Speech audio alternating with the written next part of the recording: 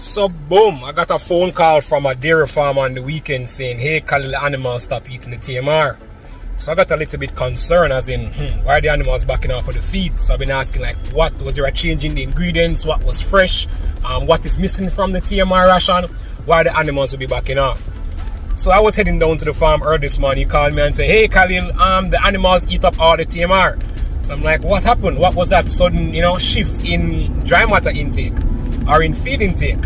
And he was like, well, what we did different this time was let out the animals a little bit later in the evening. So they had some problems in the milking pond, and he had to let these animals out like roughly about 5:30 compared to letting them out at the usual 4:30 bell. And the animals ate up all the TMR. So he just discovered that because there was a significant drop in the temperatures, especially on that St. Elizabeth region, the animals are under heat stress.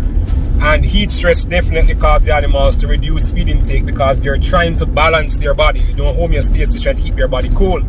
So guys, we need to prepare for this heat stress because heat stress definitely reduces feed intake, and once you have a reduction in feed intake, that's a reduction in your production, especially for dairy farmers.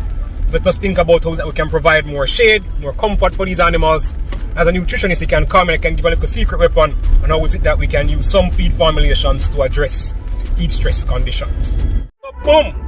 I got up this morning, guys, and I saw a message from a farmer on Instagram saying that he has an animal in her late gestation period, the last 2 months of her pregnancy, and he's pretty concerned with slaughtering the male because he was told by a farmer that if he did, the offspring would come out as a runt. So I'm like, who told you that? He was like an elderly farmer. So guys, let us stick to the facts. The late gestation period is definitely one of the most important periods because that's where you have about 80% of the fetus development. So what we want to do in that stage is to improve the animal plane of nutrition.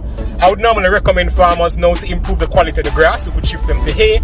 We could shift from the maintenance ration that Hyper provides and more shift to the goat ration and to the dairy ration that will stimulate milk production.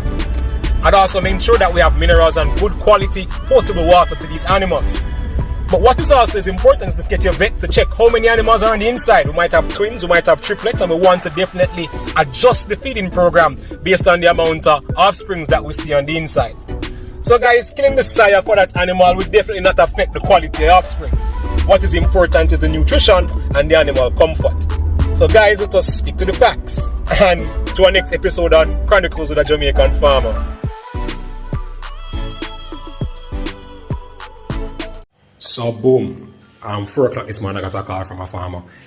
Khalil, my animal died. I need to tell me what the problem is. So he said, send me a picture, let me see what's up. If I can see what's really going on. He said, the animal looked very disturbing. It's a very disturbing picture. So when he sent me the picture, you can see the left side of the animal was very swollen. It was one of those biggest incidents I've ever seen in my life. Very swollen. So he's like, Khalil, I wonder if the animal eat a grasshopper and it caused that problem. Come on guys, let's get to the facts. Grasshoppers. This is a very typical myth we have in Jamaica that animals will eat the grasshopper and it will allow them to, what they would say now, slow down their cud, or they will lose their cud, if that's the correct term that they would use. So guys, let's get to the facts. That's not the case. Highly likely this animal got bloat. And bloat is normally caused from a lot of fermentable carbohydrates being added to the animal rumen or a shift in the animal diet so quickly. So I quickly asked him, what you feeding this animal? He said, boy, grains. So the animal was just eating strictly grains. And then he said he cut some young fresh grass, green, and give it to the animal. So these 2 things are some of your worst combinations that can give the animal bloat. 1, allowing the animal to eat grains early in the morning without any roughage inside. And 2, feeding the animal young grass that is very starchy. So the animal will consume this and it will now mess with the animal rumen condition. It will give you what you call bloat. In that case, guys, if you quickly have there's 2 things that can save you. You can either use mineral oil or you can use baking soda. You need to contact your vet as soon as possible so the vet can allow to release this gas from out of the animal's rumen. So guys, remember the facts. Grasshopper doesn't kill your animals.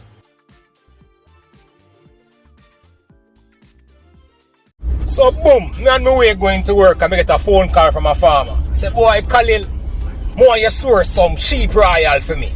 Sheep royal. So I say, what sheep royal, brother? He must say, I know the cross between goat and sheep, man. So I say, you ever seen that before? Him say, yeah, me have one. So this man goes up, boom, send me one picture from my WhatsApp. me see one hairy looking animal. So me I say, brother, I want goat that. He must say, no man, I want sheep royal. Cross between one sheep and one goat. So he want to be the first farmer in Jamaica for raise sheep royal. Come on guys, let's get to the facts. So guys, you don't really have something called sheep royal. You don't really have what you call cross-species crosses. We have interspecies crosses, like where you have the horse and the donkey come and give you a mule. However, scientists have developed a system in the lab where they have done these crosses, where you actually have a sheep going to a goat. But this was done in a lab, just like how you have a lion and a tiger going together called a liger. This is not naturally done. For the sheep and goat cross, it's kind of impossible in nature because they have two sets of different chromosomes, number of chromosomes, that wouldn't allow them to mate and create offspring. So guys, let's stick to the facts. There is no such thing as a sheep royal, but however, it was a pretty funny day.